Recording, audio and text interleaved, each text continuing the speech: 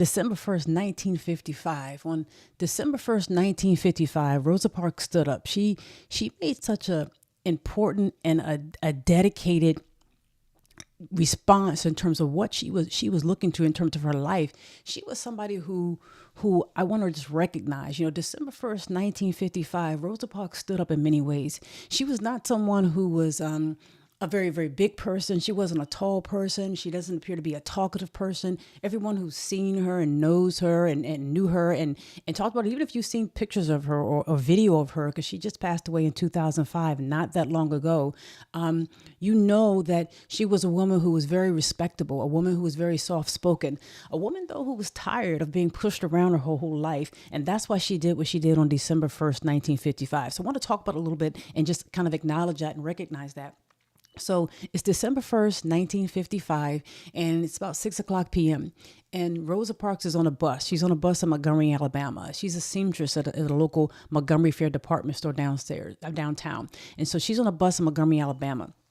And to kind of give you a setup in terms of where exactly she's sitting on the bus, she's seated right here. This resource right here is a document that was submitted as a part of a federal case that went to court in February of 1956 as a result of what she did and what happened to other people in Montgomery and Alabama on the buses. But you can see here in this diagram, you can see where Rosa Parks is sitting.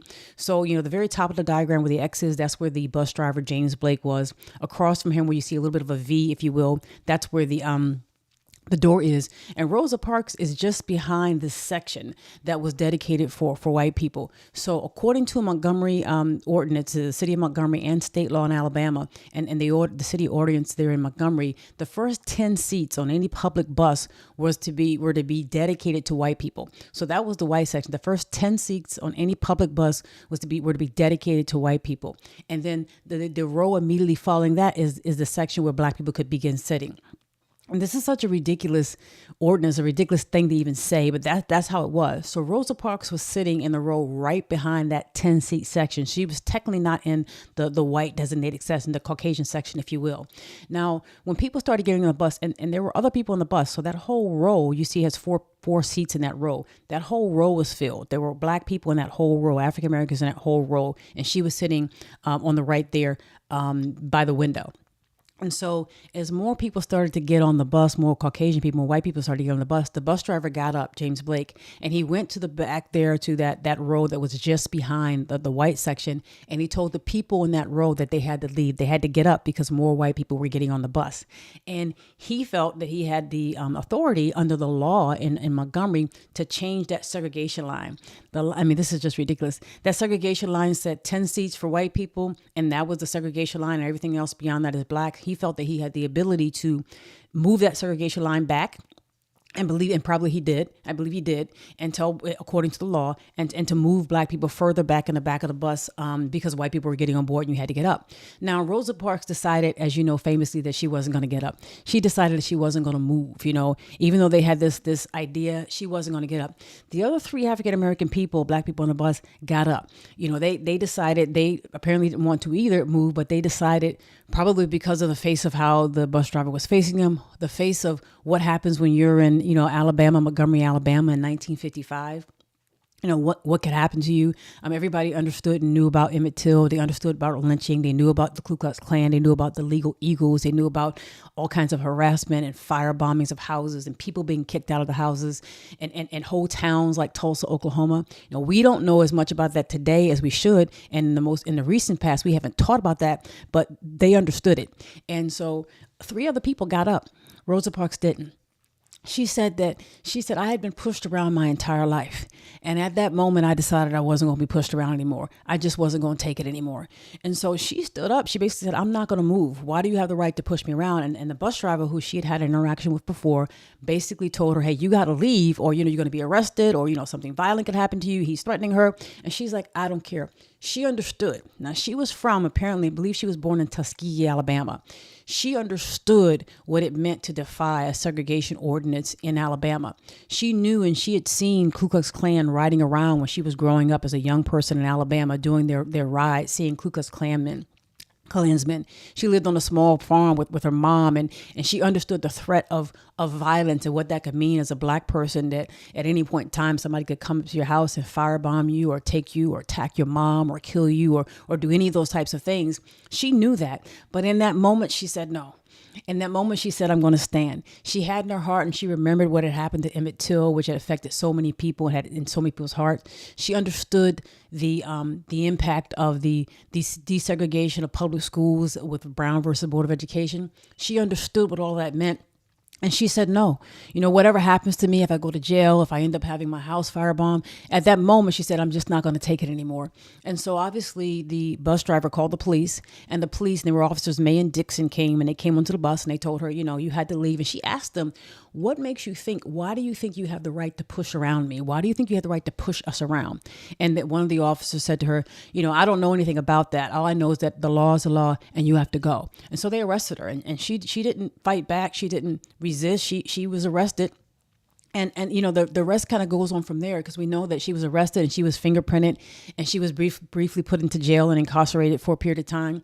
And they ended up, bailing her out and going through. And I believe she was convicted on the charge, going through court cases. And later on, the bus boycott happened immediately following her arrest.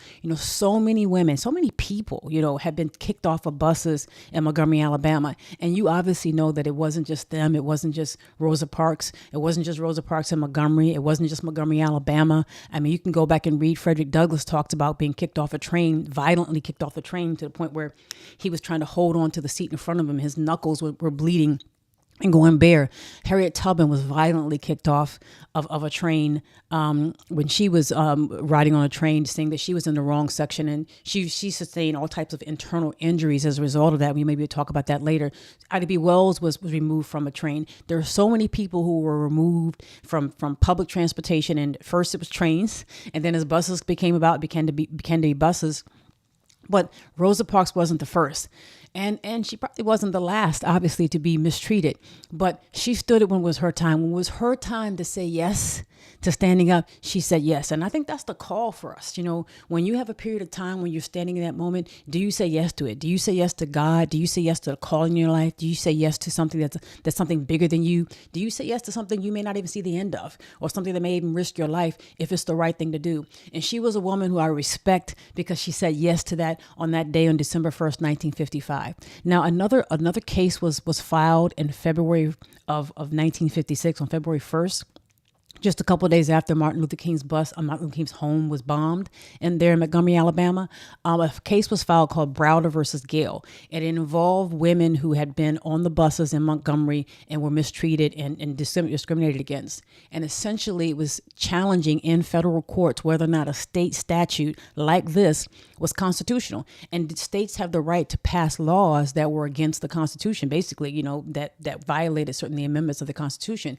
And this is crazy, because the Brown versus Board of Education case was already decided in May of 1954. So it was already decided that public schools needed to be desegregated, that was against the law. You had to desegregate public schools. That's a fair thing to do. But the states were fighting. So they said, hey, that's public schools. That's nothing about public transportation. That's nothing about state laws. You can't tell us that this is a state law and we have to do this. So this case went to all the way to the Supreme Court. It was decided by a U.S. District Court in June of 1956. And they said, hey, you can't do this. You can't have a state statute that violates the Constitution. You can't do that. And then it ended up going all the way to November, where the Supreme Court upheld it and basically said segregation on public transportation is unconstitutional. You can't do that. And then the state appealed. So they fought this all the way. They appealed right up until December 17th of 1956, over a year later, over a year after Rosa Parks said no, she was not going to give up her seat. The Supreme Court finally said, we're not going to hear any appeals. The case is decided. This is what it is. You are ordered to desegregate public transportation. You have to order to desegregate the buses. And so the ordinance came to Montgomery, and they had to desegregate the buses according to federal law, according to the Constitution. And the very next day, December 18th, they were calling for the buses to be desegregated. And it was such an incredible example of an entire community standing together for what was right for over a year, sacrificing, walking, standing behind her, standing behind all of them, sticking together to do this. So I want to recognize this today. I want to remember it today. And I want to honor Rosa Parks for what she did on December 1st, 1955. life. God bless you.